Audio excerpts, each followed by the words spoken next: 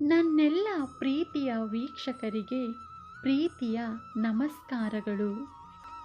ಚರಿತ್ರೆಯಲ್ಲಿ ಗೆದ್ದವನಿಗೆ ಗೆದ್ದವನು ಎನ್ನುವ ಜಾಗವಿದೆ. ಸೋತವನಿಗೂ ಕೂಡ ಇಂಥವನೊಂದಿಗೆ ಸೆಣಸಾಡಿ ಸೋತ ಅನ್ನೋ ಜಾಗವಿದೆ.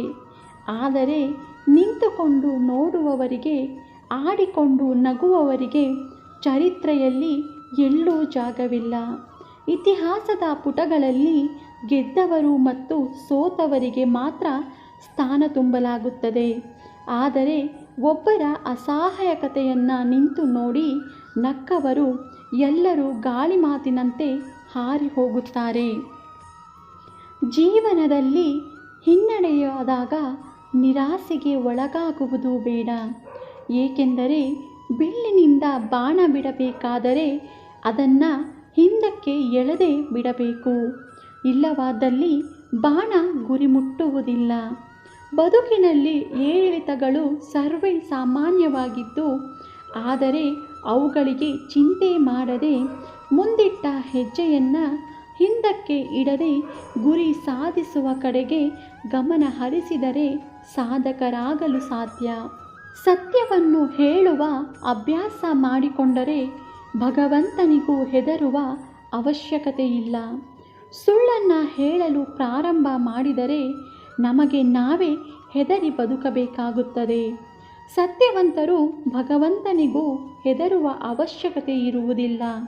ಏಕೆಂದರೆ ಸತ್ಯವೆಂದರೆ ಆ ಭಗವಂತ. ಆದರೆ ಯಾರು ಸುಳ್ಳು ಹೇಳಿಕೊಂಡು ಬದುಕುತ್ತಾರೋ ಅವರು ಅವರ ಆತ್ಮಸಾಕ್ಷಿಗೆ ಹೆದರಿ ಬದುಕಬೇಕಾಗುತ್ತದೆ.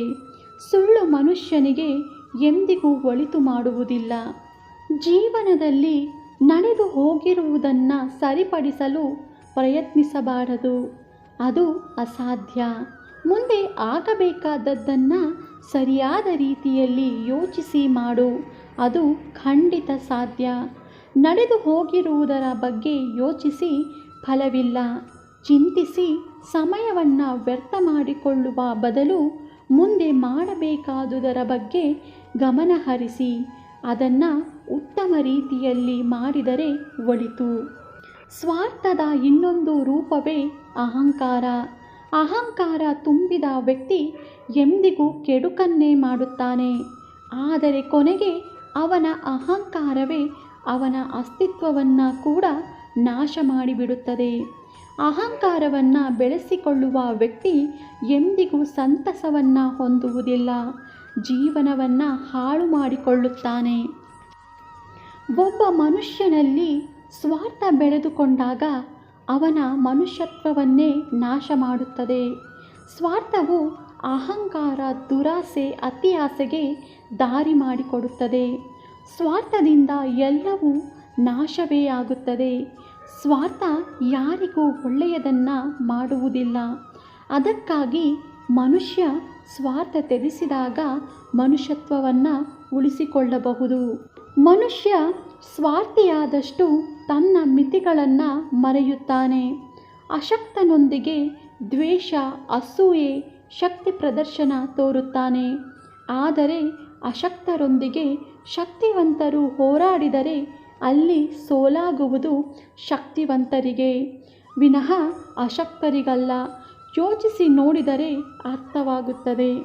ಮಾಡಿದ ತಪ್ಪು ತಕ್ಷಣಕ್ಕೆ ಶಿಕ್ಷೆ ನೀಡದೇ ಇದ್ದರೂ ಶಿಕ್ಷೆ ಅನುಭವಿಸುವ ಕಾಲ ಬಂದಾಗ ತಪ್ಪು ಯಾಕಾದರೂ ನಡೆಯಿತು ನನ್ನಿಂದ ಎನ್ನುವಂತಹ ಪಶ್ಚಾತ್ತಾಪ ಉಂಟಾಗುತ್ತದೆ ಮತ್ತು ಭೀಕರ ಪರಿಣಾಮಗಳನ್ನು ಎದುರಿಸಬೇಕಾದಂತಹ ಪರಿಸ್ಥಿತಿಗಳು ಎದುರಾಗುತ್ತವೆ. ಇದು ಖಂಡಿತವಾಗಿಯೂ ಸತ್ಯ. ತಪ್ಪು ಮಾಡಿ ಉತ್ತಮವಾಗಿ ಬದುಕುತ್ತೇನೆ ಎನ್ನುವ ಕನಸು ಕಾಣುವ ವ್ಯಕ್ತಿ ಬೆಂಕಿಯ ಮೇಲೆ ಮಲಗಿಕೊಂಡು ಸುಡಬಾರದು ಎನ್ನುವ ನಿರೀಕ್ಷೆ ಇಟ್ಟುಕೊಂಡಂತೆ ಇರುತ್ತದೆ. ಹಾಗೆಯೇ ಒಬ್ಬರಿಗೆ ಕೇಡು ಬಯಸಿ ಯಾವ ವ್ಯಕ್ತಿ ಬೆಳೆಯಬೇಕೆಂದು ತೀರ್ಮಾನ ಮಾಡುತ್ತಾನೋ ಅವನು ಬಯಸಿದ ಕೆಡುಕುಗಳೇ ಅವನಿಗೆ ಮುಂದೊಂದು ದಿನ ಮಾರಕವಾಗುತ್ತವೆ. ಈ ವಿಡಿಯೋ ನೋಡಿದ್ದಕ್ಕಾಗಿ ಧನ್ಯವಾದಗಳು. ಈ ವಿಡಿಯೋ ನಿಮಗೆ ಇಷ್ಟ ಆಗಿದ್ದರೆ ದಯವಿಟ್ಟು ನನ್ನ ಚಾನಲ್ನ ಸಬ್ಸ್ಕ್ರೈಬ್ ಮಾಡ್ಕೊಳ್ಳಿ, ಶೇರ್ ಮಾಡಿ, ಲೈಕ್ ಮಾಡಿ ಮತ್ತು ಕಮೆಂಟ್ ಮಾಡಿ. ಮತ್ತೆ ಇದೇ ರೀತಿಯ ಸ್ಫೂರ್ತಿದಾಯಕ ವಿಡಿಯೋಗಳೊಂದಿಗೆ ಭೇಟಿಯಾಗೋಣ. ಧನ್ಯವಾದಗಳು ಸ್ನೇಹಿತರೆ.